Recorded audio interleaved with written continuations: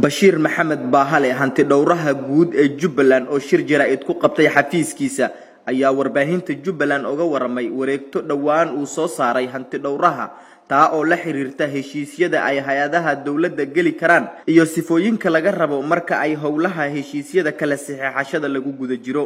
Heshiisyada iyo qandaraasyada ay galayaan hay'adaha dawladda ayaa lagu sheegay dhamaantood in ay waafaqsanaadaan dastuurka dawlad goboleedka Jubbaland xeerka maamulka maaliyadda dadweynaha qaybtiisa 24aad iyo xeerka wax soo iibsiga dawladda Jubbaland qodobadiisa 4 iyo 6aad. waxaan u sheegayaa wasaaradaha iyo wakaaladaha hay'adaha reer Jubbaland waxaan u sheegayaa in xafiiska hanti dhowrku oo waxyaabaha oo shaqadiisa ay tahay oo xaq u leeyahay in ay awaamirta ay ka qaataan haddii awaamirtaas sida ay ahayd loo fulin waayana waxay noqonaysaa in jidadkeedii ay lahaayeen inay u maraan.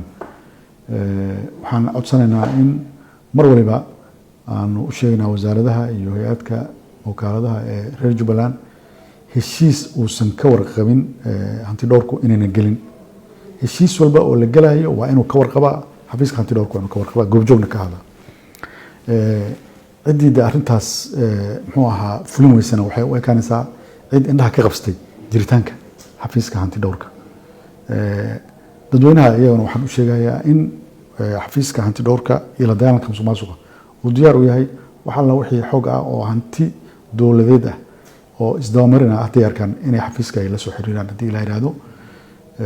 iyadana waxaan diyaar u nahay inaan hawsha iyada aanu kala shaqeyno dadweynahana haddii la yiraahdo aan ku qancino wixii ay cabashadoodii ahayd oo xafiiska u soo gudbiyeen. xafiiska hanti dhowraha guud iyo la dagaalanka musuqmaasuqa Jubbaland ayaa muddooyinkii u dambeeyay waday dardargelinta howlaha shaqo ee xafiiska iyo sidii uu xoogga u saari lahaa ka warqabka howlaha shaqo ee ka socda xafiisyada hay'adaha kala duwan. Cabduqaadir Axmed Cali, telefishinka Jubbaland, Kismaayo.